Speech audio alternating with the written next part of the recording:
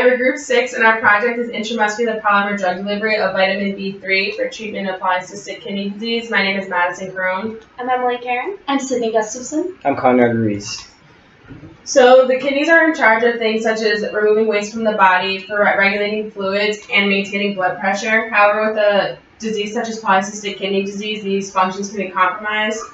Polycystic kidney disease is a genetic disease that causes abnormal cysts to grow in and on the kidneys. Cysts formation interferes with normal kidney function and prevents it from functioning properly. And this is important because approximately half of the people with PKD develop kidney failure and need dialysis or kidney transplant by the age of 60.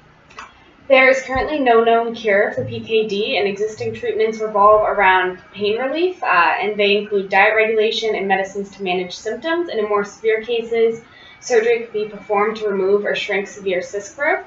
However, these treatments lack long-term pain relief, and even after surgery, cysts can reform. So we are in need of a long-term treatment able to relieve pain, reduce cyst growth and size, and delay disease progression. So we developed a polymer-based drug reservoir delivery system, which is inspired off of implantable birth control. So briefly, this would be put underneath your latimus muscle in your back, near the aorta, so that the drug would go directly into the aorta and it would travel through the nephrons in the kidney. This is really important because the cysts in PKD form in the nephrons, so you would be managing this disease right where it's forming. So one of the biggest benefits of this is that by using this drug delivery system, you bypass the digestive system and the liver. So there are many toxic effects of vitamin B3, which is why it's not suggested to just take large amounts orally. And so using this, you bypass the stomach and the liver, which are the problem areas, and you would urinate out the excess vitamin B3. And this is a very minimally invasive procedure. You would be shot with Novocaine, and then a small incision would be made, and the polymer delivery system would be inserted. This vitamin B3 has shown to greatly reduce cyst growth and prevent future cysts. The polymer delivery system would need to be removed or replaced every few years. However, because it's a very minimal procedure, it would be put in for a few years. You'd maybe feel a little bit of pain. It would have a very short recovery period, and then you'd forget about it. So to talk a little bit more about some of the existing competitions and the alternatives that are out there for PKD, there are currently a number of drugs that exist which are going through clinical trials as we speak. They are not yet FDA approved, however.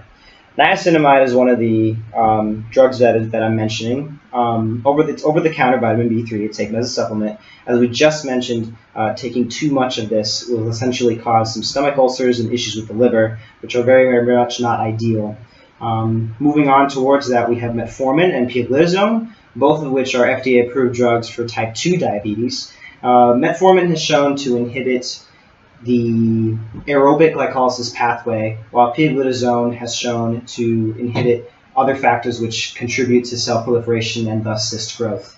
The idea behind promoting these two drugs is to sort of have them already out in the market and then to simply approve them for PKD. However, yet there's still a lot of time to show how beneficial they are. Tezovatinib is a relatively new drug that's being shown to inhibit epidermal growth factor, which promotes cyst growth. And then finally, tolvaptan is shown to inhibit vasopressin hormone, which is another part of the cyst growth formation. Other alternatives, as we had mentioned previously, are the dietary control method, surgery for late stage, dialysis, and then finally kidney replacement. The first two really don't necessarily deal with the disease in a manner that's actually useful. The disease will always come back, if not be delayed. And the dialysis and kidney replacement are by far the least ideal objectives that anyone would really want to seek for as a PKD patient.